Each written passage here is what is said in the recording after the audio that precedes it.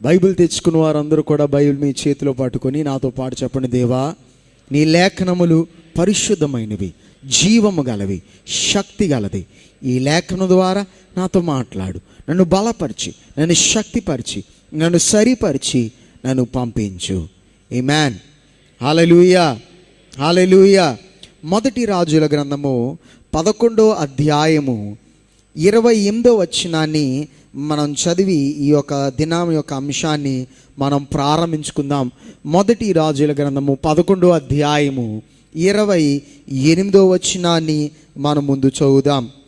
అయితే యెరోబాము అను ఇతడు మహాబలాఢ్యుడై ఉండగా యవ్వనుడగు ఇతడు పనియందు శ్రద్ధ గలవాడని సొలొమోను తెలుసుకొని యోసేపు సంతతి వారు చేయవలసిన భారమైన పని మీద అతనిని అధికారిగా నిర్ణయించెను. ఈ యొక్క మొదటి రాజుల గ్రంథం 11వ అధ్యాయం 28వ వచనములో మనం ఒక వ్యక్తిని చూస్తున్నాం. ఈయన పేరేమనగా యెరోబాము. ఈ యెరోబాము ఒక సాధారణమైన ఒక వ్యక్తి, లేకపోతే ఆయన పెద్ద రాజ్య వంశములో కదని కుటుంబంలో పుట్టినవాడేం కాదు. తన యొక్క తల్లి చేత తను పెంచబడ్డాడు. తన తండ్రి ఎప్పుడో చిన్న ప్రాయంలో ఎప్పుడో మరణించి ఉంటాడు. అయితే ఆ యొక్క యెరోబాము తను పరిచయం చేస్తూ ఎలా పరిచయం చేస్తున్నారనగా, ఎలాంటి వాడంట, మహాబలాఢ్యుడును. తర్వాత ఏమన్నాడనగా, ఎంతో యవనగుడగు పనియందు శ్రద్ధ కలిగి ఉన్న ఒక వ్యక్తి. పనియందు శ్రద్ధ కలిగి ఆయన యొక్క ఏం చేస్తున్నానుగా, కష్టపడి పని చేయువాడుగా, ఆయన యొక్క పనిలో ఎంతగానో ఒక ప్రత్యేకమైన శ్రద్ధ కలిగిన వ్యక్తిని మనం ఏం చేస్తున్నాం అనగా, మనం చూస్తున్నాం, మనం గమనిస్తున్నాం. ఈ యొక్క వ్యక్తి, ఈ యొక్క యవనస్తుడు చాలా ధైర్యవంతుడు. ఏ ఒక్క కార్యానన్నా చాలా ధైర్యంగా ఎదుర్కోవడం మాత్రం కాదు, కానీ తనలో ఉన్న విధానము ఏంటనగా చాలా పని ఎడల ఎంతో శ్రద్ధతో పనిచేసే ఒక వ్యక్తిగా ఉన్నాడు. కనుక ఈ వ్యక్తిని ఎవరు గమనిస్తున్నారనగా, రాజైన సొలొమోను గమనించుచున్నాడు. మనం కొన్ని వారాల ముందు కూడా ఇలాంటి ఒక విషయాన్ని, ఇంకొక వ్యక్తిని మనం చూసాం. మనము ఎప్పుడైతే మనము చేయించున్న పనిలో, మనం చేయించున్న ఏ పని అయినా, చర్చిలో చేసే పని కొరకు నేను మాట్లాడట్లేదండి, చర్చిలో చేసే పరిచర్యల కొరకు మాత్రం నేను మాట్లాడట్లేదు. దేవుడు మనకిచ్చిన ఏ పనైనా, నీ యొక్క ఉద్యోగం అయి ఉండొచ్చు, వ్యాపారం అయి ఉండొచ్చు, నువ్వు చేసే ప్రతిదినము నువ్వు చేస్తున్న చిన్న చిన్న పనిలో, దేవుడు నీకు ఇచ్చిన అవకాశములో నువ్వు ఆ పని ఎడల శ్రద్ధ కలిగి ఉన్నట్లయితే, ఆ యొక్క పనిని గొప్ప నైపుణ్యతతో నువ్వు చేసినట్లయితే, నువ్వేం చేస్తావు అనగా, రాజుల యొక్క శ్రద్ధలోకి కలిగిన, లేకపోతే రాజుల యొక్క శ్రద్ధను పొందుకునే వ్యక్తిగా తీర్చబడగలుగుతావు. దేవుని చేత వాడబడగలిగిన వ్యక్తిగా తీర్చబడగలుగుతావు. చాలాసార్లు మన యొక్క ఆలోచన ఎలా ఉంటుందంటే, మనం దేవుని యొక్క మందిరంలో ఏదైనా చేయగలిగితేనే మనం దేవుని కొరకు వాడబడగలుగుతాం అనుకుంటూ ఉంటాం. అనేక మంది యవనస్తులు అనుకుంటూ ఉంటారు, నేను దేవుని కొరకు వాడబడాలంటే ఏదైనా పాడాలి, లేకపోతే వాయిద్యాలు వాయించాలి, లేకపోతే ఏదో ఒక లీడర్గా తీర్చబడాలి, లేకపోతే నేను అది చేయాలి. సంఘములో చేసే కార్యాల కొరకు మాత్రమే ఆలోచిస్తూ ఉంటాం. అది మాత్రం కాదండి. అవును, సంఘంలో చేయగలిగే పరిచర్యలు ఉన్నాయి, కానీ అది మాత్రం కాదు. మనం దేవుని కొరకు వాడబడ్డానికి, మనం దేవుని కొరకు ఉపయోగకరమైన పాత్రగా తీర్చబడ్డానికి, దేవుడు మనకిచ్చిన వృత్తిలో, దేవుడు మనకిచ్చిన ఆక్యుపేషన్లో, దేవుడు మనల్ని పెట్టిన ఆ స్థలములో మనం ఏం చేయాలనగా, మనము శ్రద్ధ కలిగి మనసు పెట్టి కష్టపడి పనిచేయువారే తెరచబడినప్పుడు, మనం చేసే పని ఏదైనప్పటికీ, నువ్వు ఒక ఐటీ కంపెనీలో పనిచేస్తున్నావేమో, ఎలక్ట్రీషియన్గా పనిచేస్తున్నావేమో, లేదా నువ్వు ఒక ప్లంబర్ ఏమో, లేదా నువ్వు కార్పెంటర్ ఏమో, లేదా పెద్ద కాంట్రాక్టర్ ఏమో, లేకపోతే మేస్త్రివేమో, లేకపోతే ఒక గృహంలో పనిచేసే ఒక వ్యక్తివేమో, లేదా బట్టలు కుట్టే వ్యక్తివేమో, బట్టలు తయారు చేసే వ్యక్తివేమో, బట్టలు ఇస్త్రీ చేసే వ్యక్తివేమో, ఎవరైనప్పటికీ దేవుడు నీకు ఇచ్చిన ఆ వృత్తి, దేవుడు మనకిచ్చిన ఆ వృత్తిలో మన నమ్మకముగా, యథార్థంగా, కష్టపడి పని చేయువారే తీర్చబడినట్లయితే ఆ యొక్క పనిలో, ఆ పని ద్వారా దేవుడు ఏం చేస్తాడు అనగా మనల్ని అనేకులు దేవుడు ఆశీర్వాదకరంగా చేస్తాడు. మన బట్టి దేవుని యొక్క నామం ఏం చేయబడుతుంది అనగా ఘనపరచబడుతుంది. మనము దేవునికి ఆశీర్వాదకరంగా లేదా ఆయన రాజ్య అభివృద్ధిలో ఒక పాత్ర కలిగిన వారై తీర్చబడగలుగుతాం. అర్థమైన వారు ఒకసారి గట్టిగా హల్లెలూయా చెప్పండి. హల్లెలూయా. గనక శ్రద్ధ ఎప్పుడు కూడా, లేకపోతే ఈ దినాన్న క్రైస్తవ బిడలుగా యవన బిడలై ఉండొచ్చు, మధ్య వయసులో వారు ఉండొచ్చు, పురుషులై ఉండొచ్చు, స్త్రీలై ఉండొచ్చు, దేవుని కొరకు నేను ఉపయోగకరంగా తీర్చబడాలి అంటే ఎలా తీర్చబడాలి తెలుసా? మనం చేస్తున్న ప్రతి పనిలో కూడా ఎంతో యథార్థంగాను ఎంతగానో ప్రయాసపడి పని చేయాలి. మనం చేస్తున్న పని ఏదైనా మన ముందు పైన యజమానులు ఉండొచ్చు, అధికారులు ఉండొచ్చు, కానీ కేవలం ఆ యజమానుల కొరకు లేకపోతే ఆ యొక్క వ్యక్తుల కొరకు పనిచేసినట్లు కాదు, ఎవరి కొరకు పనిచేసినట్లు పని. బైబిల్ గ్రంథం ఏం నేర్పిస్తుంది తెలుసా? నీ యొక్క పని ఏది చేసినా ఎవరి కొరకు చేసినట్లు చేయమంటుంది? ప్రభు కొరకు, దేవుని కొరకు చేసినట్లు చేయమంటుంది. ఆ మాట మనందరికీ తెలుసు, వచ్చిన మనందరికీ తెలుసు. కానీ మనం ఏమనుకుంటామంటే ఓకే, నేను చర్చిలో పాడినప్పుడు కానీ, చర్చిని తుడిచినప్పుడు కానీ, లేకపోతే ఏదో పరిచర్యలు చేసినప్పుడు దేవుని కొరకు చేసినట్లు చేయాలేమో, మిగతాది ఏది కూడా కాదు అనుకుంటాం. లేదండి, మీ యొక్క ఉద్యోగం, మీ యొక్క పని, మీ యొక్క వ్యాపారం, మీ యొక్క చేతి వృత్తులు చేస్తున్నప్పుడు ఎవరి కొరకు చేసినట్లు చేయాలనగా దేవుని కొరకు చేసినట్లు శ్రద్ధగాను, పూర్ణ మనసుతో, యథార్థంగాను. ఆ యథార్థత మనుషులు ఎవరు చూడట్లేదు, లేకపోతే నీ పైన యజమానులు చూడట్లేదు, లేకపోతే నీవు నీ యొక్క వ్యాపారములో నీవు ఎంత యథార్థంగా ఉన్నావో ఎవరికి కనబడట్లేదు. కానీ యథార్థంగా ఉన్నట్లయితే ఏముందో తెలుసా? దేవుడు చూచుచున్నాడు గనక దేవుడు ఏం చేస్తాడనగా ఆశీర్వదించడం మాత్రం కాదు, కానీ మన ద్వారా ఆయన కార్యములు ఆయన జరిగించడం ఆయన ప్రారంభిస్తాడు. Praise the Lord. Hallelujah, hallelujah. ఇక్కడ యెరోబాము అనే ఒక వ్యక్తి కొరకు మనకి పరిచయం చేయబడుతూ ఈ వ్యక్తి కొరకు చెప్తున్న మాట ఏమనగా, ఈయన పరాక్రమము గల బలాఢ్యుడుగా, చాలా ధైర్యవంతుడుగా ఆయన ఉన్నాడు మాత్రం కాదు, కానీ తన పని ఎడల ఏమన్నాడనగా ఒక ప్రత్యేకమైన శ్రద్ధ కలిగిన వాడై ఉన్నాడు. కిందకు చదువుదాం. అయితే ఈ వ్యక్తి యొక్క జీవితంలో ఏం జరుగుతుంది, తర్వాత ఏం జరిగిందో చూద్దాం. 29వ వచనాన్ని చూద్దామండి. అంతటా యెరోబాము యెరూషలేము నుండి బయలు వెడలిపోగా సిలోనీయుడును ప్రవక్తయునగు ఆసియా అతనిని మార్గమందు కనుగొనెను. ఆసియా క్రొత్త వస్త్రము ధరించుకొని ఉండెను. వారిద్దరూ తప్ప పొలములో మరి ఎవడును లేకపోయెను. అంతటా ఆసియా తాను ధరించుకొని ఉన్న క్రొత్త వస్త్రమును పట్టుకొని 12 తునకలుగా చింపి యెరోబాముతో ఇట్లనెను, ఈ 10 తునకలను నీవు తీసుకొనుము.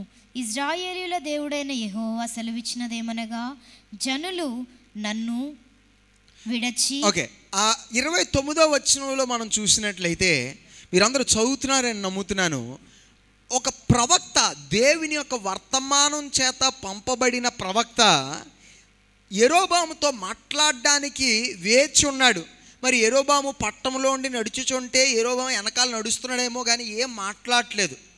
యెరోబాముతో దేవుడు ఒక మాట చెప్పమని ప్రవక్తని పంపించాడు. ప్రవక్తను దేవుడు పంపించాడు ఎవరితో మాట్లాడమని? ఈ యవనస్తుడైన, కష్టపడి ప్రయాసపడి పని చేయుచున్న, ధైర్యవంతుడిగా ఉంటున్న ఈ యెరోబాముతో మాట్లాడమని దేవుడు ఈ ప్రవక్తను పంపించాడు. ప్రవక్తను పంపిస్తే ఈ ప్రవక్త యెరోబామును గమనిస్తున్నాడు. యెరోబాము పట్టణంలో ఉన్నంత వరకు మనుషులతో మాట్లాడుతున్నాడు. యెరోబాము వారితో వీరితో మాట్లాడుతున్నాడు, అనేకమైన కార్యాలు చేస్తున్నాడు. యెరోబాముని చాలా జాగ్రత్తగా గమనిస్తూ యెరోబాము వెనకాల కొంచెం దూరంగా నడుచుకుంటూ వెళ్ళి ఎంతవరకు అంటే వారు చుట్టూ ఇంకా ఎవరు లేని అంతవరకు ఏం చేశాడనగా, వారు ఒంటరిగా వచ్చే ఆ యొక్క సమయాన కొరకు ప్రవక్త ఏం చేస్తున్నాడు అనగా వేచి ఉన్నాడు. ఎప్పుడైతే వారు చుట్టూ ఇంక ఎవ్వరూ లేని ఒక స్థలానికి వారు చేరారో, ఆ యొక్క పట్టణ వాతావరణమును, ప్రజలు చుట్టూ ఆ ప్రజలున్న ఆ పరిస్థితులన్నిటిని కూడా దాటి మరి యెరోబాము ఎక్కడికో వెళ్తున్నాడు. వాడు ప్రయాణమై ప్రజలందరూ కూడా దాటి వెళ్ళిపోయి ఒక ఒక ఒక ఏమంటా ఒక ఐసోలేటెడ్ ప్లేస్లో అనగా ఎవరు లేని స్థలానికి చేరినప్పుడు అప్పుడు ప్రవక్త ఏం చేస్తున్నాడు అనగా వెంటనే వెళ్ళి ఏం చేస్తున్నాడు, యెరోబాము ఒక్కసారి ఆగు, నేనేం చేయాలనగా నేను నీతో మాట్లాడాలి, నేను నీతో మాట్లాడాలి ఆగు అని ఏం చేస్తున్నాడు అనగా యెరోబామును ఆపుతున్నాడు. మాట వర్తమానం అయితే ముందే ఉంది. దేవుడు ఆల్రెడీ ఈ యొక్క ప్రవక్తకి అందించవలసిన వర్తమానం ఇచ్చేశాడు. కానీ ఎంతవరకు వేచి ఉన్నాడంటే వారిద్దరూ ఒంటరిగా కలిసే ఆ సమయాన్ని కొరకు ఏం చేస్తున్నానగా వేచి ఉంటున్నాడు. దానికి అనేకమైన కారణాలు ఉన్నాయి. వారి యొక్క విధానంలో లేకపోతే ఎందుకు ప్రవక్త వేచి ఉన్నాడంటే రాజు యొక్క ఆ యొక్క సొలొమోను రాజుగా ఉన్నాడు కనుక ఊరు వారి మధ్యన పట్టణ ప్రజల మధ్యన వాడు చెప్పే మాట చెప్పినట్లయితే ఇద్దరికి ప్రాణానికి హానిగా ఉంటుంది. అది బహిరంగంగా చెప్పే విషయం కాదు కనుక ఒంటరిగా ఉండే ఆ యొక్క సమయాన్ని కొరకు వేచి ఉంటున్నాడు. ఆత్మీయంగా మనం అదే విషయాన్ని మనం గ్రహించగలిగినట్లయితే దేవుడు మన యొక్క జీవితాల్లో ఆయనతో పాటు ఒంటరిగా గడిపే ఆ సమయాన్ని కొరకు దేవుడు ఏం చేస్తున్నానగా ఎంతగానో దేవుడు వేచి ఉంటున్నాడు. ఆయన మనతో మాట్లాడడానికి, మన యొక్క జీవితంలో ఒక నూతన వర్తమానాన్ని అందించడానికి, మన జీవితాన్ని ఆయన నడిపించడానికి, మన ఎటు రీతిగా ముందుకు కొనసాగాలో మనకి నేర్పించడానికి దేవుడు ఏం చేస్తున్నానగా ఆయనతో మనం ఒంటరిగా వచ్చే సమయాన్ని కొరకు దేవుడు వేచి ఉంటున్నాడు. దేవుడికి మన ఎడలో గొప్ప అనేకమైన వర్తమానాలు మనతో చెప్పవలసి ఉన్నాయి. మనం అడిగిన అనేకమైన ప్రశ్నలకి దేవుడు జవాబు ఇవ్వడానికి ఒక ప్రేమగల తండ్రిగా మన ప్రశ్నలకు ఆయన జవాబు ఇవ్వడానికి ఆయన సిద్ధంగా ఉన్నాడు. మనతో మాట్లాడడానికి ఆయన సిద్ధంగా ఉన్నాడు. మనల్ని నడిపించడానికి ఆయన సిద్ధంగా ఉన్నాడు. మనల్ని హెచ్చరించడానికి సిద్ధంగా ఉన్నాడు. మనకు ఒక నూతన విధమైన ఒక గైడెన్స్ ఇవ్వడానికి ఆయన సిద్ధంగా ఉన్నాడు. కానీ దేని కొరకు వేచి ఉంటున్నాడంటే ఆయనతో ఒంటరిగా కలిసి వచ్చే సమయాన్ని కొరకు ఆయన వేచి ఉన్నాడు. ఒంటరిగా మనం వచ్చినప్పుడు ఒక నూతన విధమైన వర్తమానం మనం పొందగలుగుతాం. దేవుని యొక్క సన్నిధానములో మనం ఒంటరిగా కాలం గడపడానికి సమయం తీసుకున్నప్పుడు ఈ అన్ని కార్యాలు కూడా పక్కన పెట్టేసి, అన్ని విధమైన ఆలోచనలు పక్కన పెట్టేసి, మన యొక్క బిజీ షెడ్యూల్ అంతా పక్కన పెట్టేసి, మనం చేయవలసిన కార్యాలు అన్నిటిని పక్కన పెట్టేసి దేవునితో ఒంటరిగా కాలం గడపడానికి మనం సమయం తీసుకున్నప్పుడు మనం ఏం చేస్తామనగా ప్రత్యేకమైన రీతిగా దేవుని యొక్క స్వరాన్ని వినగలిగిన వారైతే తెరచబడతాం. ఆ యొక్క ఆ ఒంటరితనంలో అయితే దేవునితో మనం కాలం గడుపుతున్న ఆ యొక్క ఏకాంత సమయములో దేవుడు ఏం చేస్తాడనగా మన పైన అభిషేకాన్ని దేవుడు ఏం చేస్తాడనగా ఆయన కుమ్మరిస్తాడు. సమూయేలు ప్రవక్త మొట్టమొదటిసారిగా సౌలుతో మాట్లాడి మొట్టమొదటిసారిగా సౌలుని అభిషేకించవలసి వచ్చినప్పుడు సౌలుతో పాటు ఎవరున్నారనగా సౌలు యొక్క దాసుడు ఉన్నాడు. అయితే సమూయేలు ప్రవక్త సౌలుతో అంటాడు, సౌలు ఒక పని చేయాలి, ఏం చేయాలనగా నీ దాసుడిని ఏం చేయాలనగా ముందుకు వెళ్ళిపోమని చెప్పు. వాడి దాసుడు ముందుకు వెళ్ళిపోయిన తర్వాత వారిద్దరూ మాత్రం ఒంటరిగా ఉన్నప్పుడు ఎవరున్నారనగా కేవలం సౌలు ఉన్నాడు. సౌలుతో పాటు ఎవరున్నారనగా సమూయేలు ప్రవక్త ఉన్నాడు. సమూయేలు ప్రవక్త అప్పుడు ఏం చేశాడనగా నూనెని తీసి ఏం చేశాడనగా సౌలుని అభిషేకించాడు. వారు ఒంటరిగా ఉన్నప్పుడు, వారి చుట్టూ ఇంకా ఎవరు లేనప్పుడు, ఇంకా ఎవరు కూడా చూడడానికి ఏ విధమైన ఇంకా చూడడానికి ఎవరు లేరు, చెప్పడానికి ఎవరు లేరు, చేయడానికి ఎవరు లేరు, ఎవరి యొక్క ఒపీనియన్స్, ఎవరి యొక్క సలహాలు లేవు, ఎవరి యొక్క ఉద్దేశాలు లేవు. ఆ యొక్క ఏకాంతత్వంలోను దేవుడు ఏం చేశాడనగా సౌలు ఏం చేయబడ్డాడనగా అభిషేకింపబడిన అనుభవంలోకి చేరిన వాడే తెరచబడ్డాడు. ప్రియమైన సహోదరా, ప్రియమైన సహోదరి, దేవుని యొక్క ప్రత్యేకమైన దర్శనమును కలిగిన వారై తెరచబడ్డానికి, దేవుని యొక్క నూతన విధమైన ఆ యొక్క నడిపింపును అనుభవించిన వారై తెరచబడ్డానికి, దేవుని యొక్క నూతనమైన రీతిగా దేవుని యొక్క స్వరం విని వారై తీర్చబడ్డానికి, మనం వేచి ఉంటున్న ఆ కార్యములు, మనం వేచి ఉంటున్న అనేకమైన ప్రశ్నల యొక్క జవాబు, మనం వేచి ఉన్న అనేకమైన కార్యములు నడిపింపును మనం పొందడానికి ఈ దినాల్లో ఏం చేయాలి తెలుసా? దేవుని యొక్క సన్నిధానంలో ఏకాంతంగా కాలం గడిపిన వారై తెరచబడాలి. దేవుని యొక్క సన్నిధానంలో ఏకాంతముగా ఆయన స్వరాన్ని కొరకు వేచి ఉండి వారై తెరచబడాలి.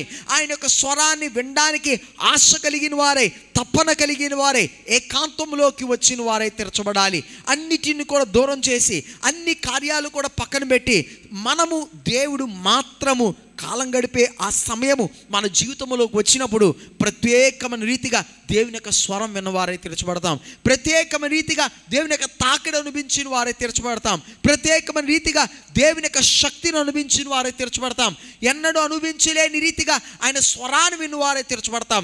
ఎప్పుడంటే ఆ ఏకాంతంలోకి మనం వచ్చినప్పుడు మాత్రమే. కనుక ఈ యొక్క దినములో దేవుని యొక్క ప్రత్యేకమైన నడిపింపును కోరుతున్నట్లయితే, ఈ దినములో దేవుని యొక్క ప్రత్యేకమైన రీతిగా దేవుని యొక్క స్వరం వినాలని ఆశ నీకు ఉన్నట్లయితే, దేవుని చేత ప్రత్యేకంగా నడిపించబడాలని ఒక తపన నీకు ఉన్నట్లయితే, నేను ఎలా వెళ్ళాలి, ఏం చేయాలి నాకు తెలియట్లేదు, దేవుడు నాతో మాట్లాడితే బాగును అనే ఆశ నీకు ఉన్నట్లయితే, ఈ దినం ఏం చేయాలి తెలుసా? దేవునితో ఏకాంతంగా కాలం గడపడానికి ఒక తీర్మానము, ఒక సమయమును ఏర్పరచుకున్న వ్యక్తిగా తీర్చబడాలి. అయితే 31వ వచనాన్ని చదువుదామండి. 31వ వచనం, మొదటి రాజుల గ్రంథం 11వ అధ్యాయం 31వ వచనాన్ని చదువుదాం. ఇశ్రాయేలీయుల దేవుడైన యెహోవా సెలవిచ్చినదేమనగా, జనులు నన్ను విడిచిపెట్టి అస్తారోతు అను సీదోనీయుల దేవతకును, కేమోషు అను మోయాబీయుల దేవతకును, మిల్కోము అను అమ్మోనీయుల దేవతకును మ్రొక్కి, సొలొమోను తండ్రి అయిన దావీదు చేసినట్లు నా దృష్టికి యోగ్యమైన దాన్ని చేయకయు, నా కట్టడలను నా విధులను అనుసరింపకయు, నేను ఏర్పరిచిన మార్గములలో నడవకయునున్నారు. గనుక సొలొమోను చేతిలో నుండి రాజ్యమును కొట్టివేసి 10 గోత్రములను నీకిచ్చెదను. అయితే నా సేవకుడైన దావీదు. ఇక్కడ 31వ వచనంలో కారణాలన్నీ కూడా పక్కన పెట్టేద్దాం, కానీ అక్కడ జరుగుతున్న విషయాన్ని మాత్రం గమనిద్దాం. దేవుడు ఇప్పుడు ఏం చేయబోతున్నాడు అనగా, ఇశ్రాయేలుని దేవుడు 2 భాగాలుగా చేయబోతున్నాడు. ఆయన విడగొట్టబోతున్నాడు. విడగొట్టి ఏం చేస్తాడంటే, ఈ యొక్క సాధారణమైన ఒక వ్యక్తి, సాధారణమైన ఒక యెరోబాముకు ఏం ఇస్తున్నాడంటే 10 గోత్రాలు లేకపోతే 10 వంతులు ఇచ్చి, దావీదు యొక్క కుమారుల కొరకు ఏం చేశాడు అనగా 1 వంతును దాచి ఉంచాడు. రాజ్య కుటుంబములో లేకపోతే రాజుగా ఏలడానికి, రాజులుగా తీర్చబడ్డానికి జన్మించిన వారికి ఎన్ని ఉంచాడంటే, వారి యొక్క దావీదు యొక్క వంశముల సొలొమోను యొక్క కుమారుల కొరకు ఎన్ని ఉంచాడంటే 1 వంతును ఉంచాడు. కానీ రాజుగా పరిపాలించడానికి కానీ, లేకపోతే ఆ విధమైన ఏ విధమైన ఆలోచన లేక, ఒక సాధారణమైన కుటుంబంలో పెరిగి, కేవలం తన తల్లి చేత పెంచబడి, చాలా కష్టపడి ప్రయాసపడి పనిచేయుచున్న ఈ యొక్క యెరోబాముకి దేవుడు ఏం చేశాడు అనగా ఎన్ని వంతులు ఇచ్చాడండి? 10 వంతులు ఇచ్చినట్లు చూస్తున్నాం. యోగ్యతలు బట్టి, లోకమైన యోగ్యతలు బట్టి చూసుకుంటే, లోకం యొక్క విధానం ప్రకారంగా చూసుకుంటే, సొలొమోను యొక్క కుమారులకి సరే విడగొట్టాలనుకుంటే విడగొట్టాయా, సొలొమోను యొక్క కుమారులకి లేకపోతే రాజ్య యొక్క వంశానికి నువ్వేం చేయాలనగా 10 వంతులు వాళ్ళకి ఇవ్వు, ఈ యొక్క 1 వంతు ఏం చేయాలనగా మిగతా ఎవరికో యెరోబాముకో లేకపోతే వారి తర్వాత వస్తే ఇంకెవడెవడికో నువ్వు ఇచ్చుకో. విధానం అలా ఉండాలి, పద్ధతి అలా ఉంటుంది.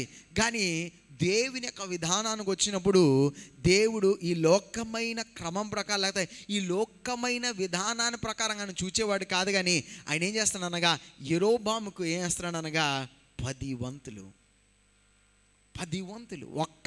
యెరోబాముకి ఎవరైనా చిన్న ప్రాయంలో లేకపోతే యవన ప్రాయంలో, యెరోబాము నువ్వు ఒక చిన్న పట్టణానికి నువ్వు ఒక గవర్నర్ అవుతావరా అంటే, యెరోబాము హే ఏం కథలు చెప్తున్నారండి, నేను గవర్నర్ అవ్వడం ఏంటండి అని చెప్పేవాడు. నేను గవర్నర్ ఎలాగవుతానండి, నేను నేను పని చేసుకుంటాను, కష్టపడి పని చేస్తాను, కానీ నేనేంటండి ఏ రాజ్య కుటుంబంలో పుట్టలేదు, నాకు ఏ విధమైన ప్రత్యేకత ఏమీ లేదు అని యెరోబామే చెప్పేవాడేమో. కానీ ఇక్కడ దేవుడు యెరోబాముతో అన్నాడు, యెరోబాము నేనేం చేస్తాను అనగా, నేను నీకేం చేస్తున్నాను అనగా 10 వంతులు. దేవుడు మనల్ని దీవించడానికి ఆయన తీర్మానం చేసుకున్నప్పుడు, దేవుడు మనల్ని ఆశీర్వదించడానికి ఆయన తీర్మానం తీసుకున్నప్పుడు, ఆయన ఏం లెక్కలోకి తీసుకురాడు తెలుసా? మన యొక్క సామర్థ్యాలు, మన యొక్క శక్తులు, మన యొక్క యోగ్యతలు ఆయన తీసుకురాడు. ఆయన యొక్క కృపను బట్టి, ఆయన యొక్క ఉద్దేశం చొప్పున ఏం చేస్తాననగా మన జీవితాన్ని ఆయన దీవించడం ప్రారంభిస్తాడు. Praise the Lord. చాలాసార్లు క్రైస్తవులుగా మనం దేవునికి సన్నిధానంలో ప్రార్థన చేసినప్పుడు కూడా చాలా జాగ్రత్తగా ప్రార్థన చేస్తాం. అడిగినప్పుడు కూడా చాలా జాగ్రత్తగా అడుగుతాం. ఏంటి నేను ఎంతవరకు అడగగలుగుతాను, నేను సరే నేను ఎంత చదువుకున్నాను, నాకు ఎంత శక్తి ఉంది, నేను ఇలా చేయగలుగుతాను అలా చేయగలుగుతాను, కనుక యేసయ్యా నాకు ఎంత ఇవ్వు, నేను ఇదైతే నాకు సరిపోతుంది, నేను అడగడానికి కరెక్ట్గా ఉంటుంది, అడగడానికి బాగుంటుంది అని ఏం చేస్తారు, నాకు దేవుని అడుగుతూ ఉంటారు. ఎలా అడుగుతూ ఉంటారు? వారి యొక్క సామర్థ్యం చెప్పున, వారి యొక్క శక్తి చెప్పున, వారికి ఉన్న పరిస్థితులు చెప్పున అడుగుతారు. దేవుని యొక్క వాక్యం ఉంటుంది, దేవుడు ఎలాగిస్తాడంట, ఆయన యొక్క మహిమైశ్వర్యమును చెప్పున. Praise the Lord. మన ఐశ్వర్యం చెప్పున కాదు, దేవుడు మన జీవితంలో కార్యాలు చేయడం ప్రారంభించినప్పుడు ఎలా కార్యాలు చేస్తాడనగా ఆయన యొక్క మహిమైశ్వర్యమును చెప్పున, ఆయన యొక్క కృపను బట్టి మన జీవితంలో ఆయన కార్యములు చేయడం ప్రారంభిస్తాడు. కనుక అటు రీతిగా ఉదయకాల సమయంలో ప్రార్థన చేయించినట్లయితే ఈ దినాన నీ యొక్క సామర్థ్యాన్ని చూచి ప్రార్థన చేయడం మానే, నీ యొక్క శక్తిని చూచుకొని ప్రార్థన చేయడం మానే. నాకయ్యా ఇంత వ్యాపారం ఇస్తే చేయగలుగుతాను, ఇంత ఉద్యోగం వస్తుందేమో, ఇంత డబ్బు వస్తుందేమో, లేకపోతే ఇంత కార్యాలను చేయగలుగుతాను, ఇంత స్థానంలో ఉంచితే ఇది నాకు యోగ్యత ఉంది, ఇంత నేను చేయగలుగుతాను, ఇంత నేను వెళ్ళగలుగుతాను. కానీ దేవుని యొక్క సన్నిధానంలోకి వచ్చినప్పుడు, దేవుని యొక్క సన్నిధానం అడుగుతున్నప్పుడు, దేవుని యొక్క సన్నిధానం వేచి ఉంటున్నప్పుడు నీ శక్తి బట్టి, నీ సామర్థ్యాన్ని బట్టి కాదు, నువ్వు ఎలాగడనగా ఆయన యొక్క మహిమ ఐశ్వర్యాన్ని చెప్పని అడగడం ప్రారంభించాలి. Praise the Lord. హల్లెలూయా. యెరోబాము వంటి వాడికి దేవుడు ఏమన్నాడు అనగా, యెరోబాము నేనేం చేయబోతున్నాను అనగా నీకు 10 వంతులు ఇవ్వబోతున్నాను. యెరోబాము కలలో కూడా 1 వంతు కూడా యెరోబాము ఎప్పుడు కూడా తన ఆ యొక్క కాలం వరకు, మనం ఈ వచనం చదువుతున్న సమయాన్ని వరకు యెరోబాముకి అలాంటి ఒక ఉద్దేశం కూడా కలగలేదు, అలాంటి ఆలోచన కూడా కలగలేదు. కానీ దేవుడు ఏమన్నాడంటే యెరోబాముతో, నేనేం చేస్తున్నాను అనగా నీకు 10 వంతులు. రైట్. అయితే కిందకు వచ్చేద్దామండి. 37, 38 వచనాలు చదువుదాం. 37, 38 వచనాలు, 37 and 38. నేను నిన్ను దేవుడు యెరోబాముతో చెబుతున్న వాగ్దానాలు చాలా జాగ్రత్తగా గమనించండి. ఈ వచనాలు గమనించగా ఇప్పుడు ఈ వచనాన్ని కొరకు మనం కొంచెం ధ్యానిస్తాం. ఆఖరి విషయంలోకి వచ్చినప్పుడు ఈ వచనాన్ని మీరు అందరూ కూడా జ్ఞాపకం ఉంచుకోవాలి. కనుక 37, 38 వచనాలు చాలా జాగ్రత్తగా జ్ఞాపకం ఉంచుకోండి, చదవండి, జ్ఞాపకం ఉంచుకోండి. నేను నిన్ను అంగీకరించినందున నీ కోరిక అంతటి చొప్పున నీవు ఏలుబడి చేయుచు ఇశ్రాయేలు వారి మీద రాజువయుందువు. నేను నీకు ఆజ్ఞాపించినదంతయు నీవు విని నా మార్గములను అనుసరించి నడుచుచు నా దృష్టికి అనుకూలమైన దానిని జరిగించుచు నా సేవకుడైన దావీదు చేసినట్లు నా కట్టడలను నా ఆజ్ఞలను గైకొనిన ఎడల నేను నీకు తోడుగా ఉండి దావీదు కుటుంబమును శాశ్వతముగా నేను స్థిరపరచినట్లు నిన్నును స్థిరపరచి ఇశ్రాయేలు వారిని నీకు అప్పగించెదను. దేవుడు యెరోబాముతో దేవుడు పిలుచుకున్నప్పుడు, దేవుడు యెరోబామును ఊరికినే ఒక కాలానికి, ఒక తన అవసరం తీర్చుకోవడానికి, లేకపోతే ఒక సమయాన్ని కొరకు వాడుకోవడానికి దేవుడు పిలలేదండి. యెరోబాముని దేవుడు పిలుచుచున్నప్పుడు ఎలా పిలిచినాడు అనగా గొప్ప వాగ్దానాలతో దేవుడు పిలుచుకున్నాడు. గ్రేట్ ప్రామిసెస్, గొప్ప వాగ్దానంతో దేవుడు పిలుచుచున్నాడు. ఎలాంటి వాగ్దానం అంటే, దేవుడు ఈ వాగ్దానం యొక్క గొప్పతనం ఎక్కడ చూడగలుగుతామంటే, దేవుడు అన్నాడు, నేను దావీదుకి ఇచ్చిన ఆ వాగ్దానాలు ఏం చేస్తాననగా నీ జీవితంలో నెరవేరుస్తాను. గొప్ప గొప్ప ఉద్దేశముతో, గొప్ప వాగ్దానాలతో దేవుడు ఏం చేస్తాడన్న యెరోబాముని దేవుడు పిలుచుకున్నాడు. కానీ దాంట్లో గమనించవలసిన ఒక చాలా ప్రాముఖ్యమైన విషయం ఏంటంటే, దేవుడు యెరోబాముకి అంటున్నాడు, ఇదిగో నేను నిన్ను ఆశీర్వదిస్తాను, నేను దీవిస్తాను, ఇది నా వాగ్దానం. కానీ నీ పైన ఏముందనగా ఒక బాధ్యత ఉంది. There is a responsibility. ఆ బాధ్యత ఏంటంటే, if you do whatever I command, 38వ వచనంలో అంటున్నాడు, నేను ఆజ్ఞాపించిన అంతయు నువ్వు ఏం చేయాలనగా నీవు విని గైకొనాలి. నేను నీకు ఆజ్ఞాపించిన వాటిని నేను వినాలి, దాని ప్రకారంగా నువ్వు జీవించాలి. ఉన్న ఒకే ఒక బాధ్యత. దేవుడు మనల్ని పిలుచుకున్నప్పుడు దేవుడు ఊరికనే ఎవరిని పిలుచుకోవట్లేదండి. ఈ ఉదయకాల సమయంలో ఇక్కడ ఉన్నారంటే, మీరు బాప్తిజం పొందారంటే, మీరు ఒక సంఘం యొక్క సభ్యులుగా ఉన్నారంటే, దేవుని ఆరాధించేవారుగా ఉన్నారంటే, దేవుడు మిమ్మల్ని పిలుచుకున్నాడు. ఆ పిలుచుకున్నాడంటే ఊరికినే ఆయన పిలుచుకోలేదు. సంఘ సభ్యత్వాన్ని పెంచడానికో, లేదా క్రైస్తవ సమూహములో మీరు చేరితే సంఖ్య పెరుగుతుందనో దేవుడు మిమ్మల్ని పిలుచుకోలేదు. దేవుడు మిమ్మల్ని ఎందుకు పిలుచుకున్నాడు అనగా, ఆయన గొప్ప ఉద్దేశంతో దేవుడు పిలుచుకున్నాడు. దేవుడు మీ యొక్క జీవితంలో గొప్ప వాగ్దానాలు దేవుడు దాచి ఉంచాడు. గొప్ప దర్శనముతో దేవుడు మిమ్మల్ని పిలుచుకున్నాడు. కానీ ఆయన మన కొరకు దాచి ఉంచిన ఆశీర్వాదాలు, ఆయన మన కొరకు దాచి ఉంచిన వాగ్దానాలు మన జీవితంలో మనం అనుభవించాలి అంటే మన పైన ఒక బాధ్యత అని ఆయన ఉంచాడు. There is a responsibility upon us. ఆ బాధ్యత నెరవేర్చువారై మనం తీర్చబడినప్పుడు ఆయన మన కొరకు దాచిన వాగ్దానాలు, ఆశీర్వాదాలు మనం పొందగలుగుతాం. ఆ బాధ్యత ఏది కూడా మనము కష్టపడవలసింది కాదు, కానీ మనం సంపాదించవలసింది కాదు, కానీ సులభంగా లోబడవలసిందే. బాధ్యత అంటే నువ్వు ఇంత ఇవ్వు, ఈ కొండలెక్కు, ఇలా చేయు, అలా చేయి, అది కాదు ఆ బాధ్యత. ఆయన ఇచ్చిన బాధ్యత ఏంటంటే, నా మాటకు మీరేం చేయండి అనగా లోబడండి. నేను మీతో మాట్లాడుతుండగా మీరు ఏం చేయాలనగా నా మాటకు మీరు లోబడండి. నేను హెచ్చరించున్నప్పుడు ఏం చేయండి అనగా నా మాటకు మీరు లోబడండి. నేను మిమ్మల్ని సరిచేయుచుండగా ఏం చేయండి అనగా మీ జీవితాలు సరిచేసుకోవడానికి ఇష్టపడండి. మీ మార్గాలు నేను సరిచేయుచుండగా మీ మార్గాలు సరిచేసుకోవడానికి ఇష్టపడండి. అప్పుడు ఏమవుతారు అనగా మీరు ఇట్టి విధంగా ఆశీర్వదింపబడతారు. మనందరికీ దేవుడిచ్చే ఆశీర్వాదాలు కావాలి, మనందరికీ దేవుడిచ్చే దీవెనలు కావాలి, కానీ మనం ఏం చేయట్లేదు అనగా చాలాసార్లు ఆ ఆశీర్వాదాలతో, ఆ దీవెనతో పాటు వచ్చిన బాధ్యత నెరవేర్చలేని వారుగా తీర్చబడుతున్నాం. తర్వాత మనం కొంతకాలం తర్వాత మనం ఏమని సొనుగుతామంటే, ఏమని అలుగుతామంటే, ఏంటండి ఇన్ని వాగ్దానాలు ఉన్నాయి, ఇన్ని దర్శనాలు ఉన్నాయి, ఇన్ని మాటలు దేవుడు ఇచ్చాడు, కానీ నా జీవితంలో ఏది నెరవేరలేదు. ఎందుకు నెరవేరలేదంటే నీపై ఒక బాధ్యత ఉంది, ఆ బాధ్యత నువ్వు నెరవేర్చట్లేదు. You are not fulfilling the responsibility that is upon you. నీపై ఉన్న బాధ్యతను నెరవేర్చకుండా నువ్వేం చూస్తున్నావు అనగా ఆశీర్వాదాన్ని కొరకు మాత్రం వేచి ఉంటున్నావు. దేవుడిచ్చే దీవెనలు కావాలి, దేవుడిచ్చే ఆశీర్వాదాలు కావాలి, దేవుడు చేసే కార్యాలు కావాలి, దేవుడు చేస్తానన్న చెప్పిన ప్రతి కార్యం నా జీవితంలో జరగాలి, కానీ నేను మాత్రం ఏం చేయనంటే నా పైన ఉన్న బాధ్యత నేను నెరవేర్చడానికి ఇష్టపడను. యెరోబాము ఏ యోగ్యత లేనివాడు. యెరోబాము సాధారణమైన ఒక వ్యక్తి. యెరోబాము ఒక రాజ్య కుటుంబంలో, ఒక రాజ్యవంశంలో పుట్టినవాడు, జన్మించినవాడు కాదు, ఒక గొప్ప స్థానంలో ఉన్నవాడు కాదు. కానీ దేవుడు యెరోబాముని పిలిచి అన్నాడు, యెరోబాము నేను నిన్ను దావీదు వంటి వాడుగా చేస్తాను, గొప్ప స్థానంలో ఉంచుతాను, గొప్ప ఒక వంశంగా నిన్ను చేస్తాను. కానీ నువ్వు చేయవలసింది ఏమనగా నా మాటకు నువ్వేం చేయాలనగా లోబడాలి, నా మాటకు నువ్వు విధేయుడిగా తీర్చబడాలి. దేవుడు ఈ మాటలని చెప్పి ఈ యొక్క హెచ్చరికలను ఇచ్చి కొంతకాలం అయిన తర్వాత యెరోబాము ఏమయ్యాడనగా ఇశ్రాయేలుకు రాజుగా తీర్చబడ్డాడు. ఇశ్రాయేలుకి యెరోబాము రాజుగా తీర్చబడ్డాడు. దేవుని యొక్క వాగ్దానం ప్రకారంగా 10 వంతులు యెరోబాము పొందుకున్నాడు.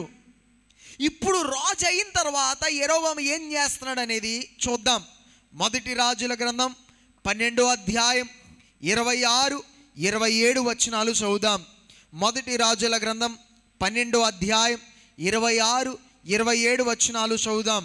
ఈ జనులు యెరూషలేమునందున్న యెహోవా మందిరమందు బలులు అర్పించుటకు ఎక్కిపోవుచుండిన ఎడల ఈ జనుల హృదయము యూదా రాజైన రెహబాము అను తమ యజమానుని తట్టు తిరుగును.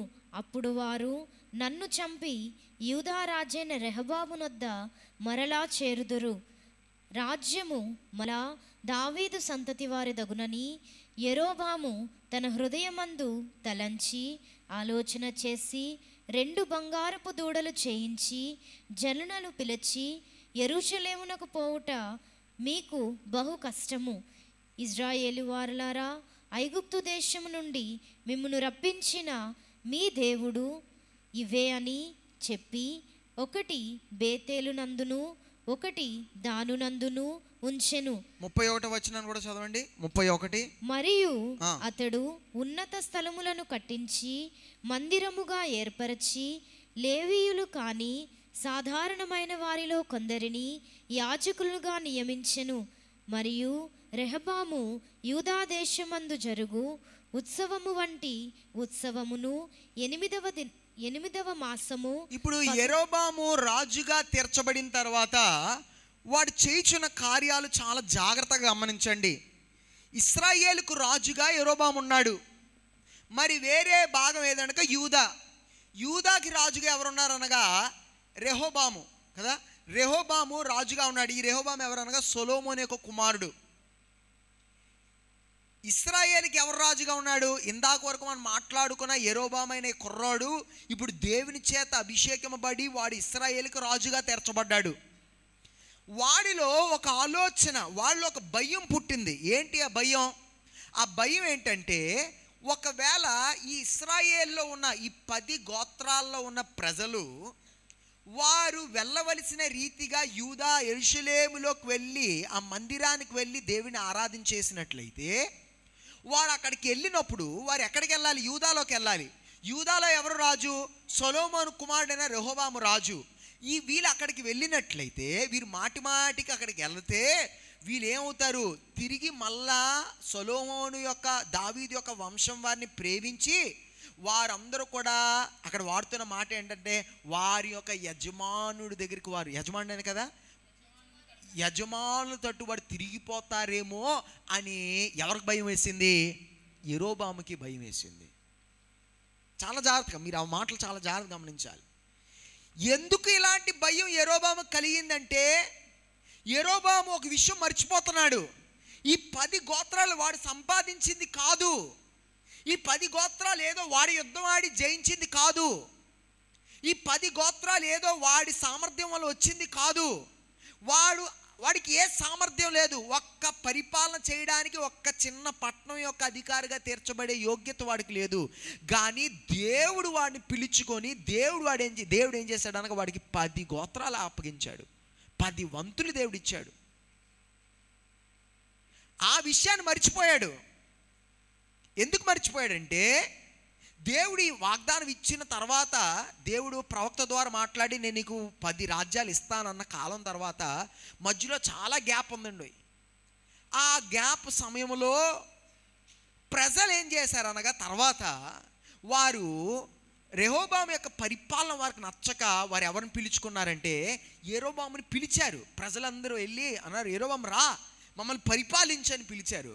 యెరోబాముకి ఏం గుర్తుంది? ప్రజలు పెళ్ళడం ఒకటే గుర్తుంది, కానీ దేవుడు పెళ్ళడం మర్చిపోయాడు.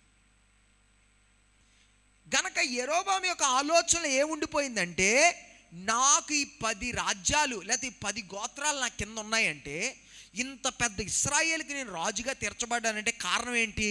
నేను ఎవరి చేత ఎన్నుకోబడ్డాను? ప్రజల చేత ఎన్నుకోబడ్డాను. ఒకవేళ ఈ ప్రజలు కానీ మాటికి యూదాకి వెళ్ళి వారు సొలొమోను దావీదు యొక్క వంశం వారితో మళ్ళా వారు కలిసిపోయి వారి యొక్క వాడి యొక్క యజమానుడు అంటున్నాడు. ఇంకా ఏం గమనించట్లేదంటే, వాడు ఇప్పుడు యజమానుడు అనే విషయం మర్చిపోయాడు. దేవుని చేత ఏర్పరచబడిన యజమానుడు అనే విషయం మర్చిపోయాడు. ఇంకా ఏ ఆలోచనలో ఉన్నాడంటే, అమ్మో రెహోబాము వారి కుటుంబం నాకన్నా పెద్దది, లేకపోతే వారి వంశం నాకన్నా పెద్దది, వారు అసలైన యజమానులు, నేనెవడిని?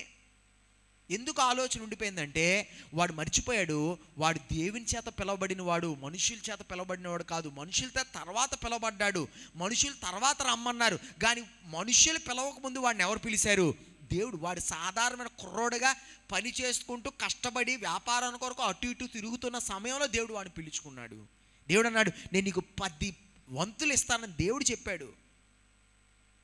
అదంతా మర్చిపోయాడు గనక దేవుడు నన్ను పిలుచుకున్నాడు, దేవుడు నన్ను అభిషేకించాడు అనే విషయాన్ని మర్చిపోయాడు గనక ఇప్పుడు వాడి ఉద్దేశంలో వాడి ఆలోచన అంతా ఏంటంటే, మనుషులను ఎంచుకున్నారు, మనుషులను పిలుచుకున్నారు కనుక ఇప్పుడు ఏం చేస్తున్నాడు?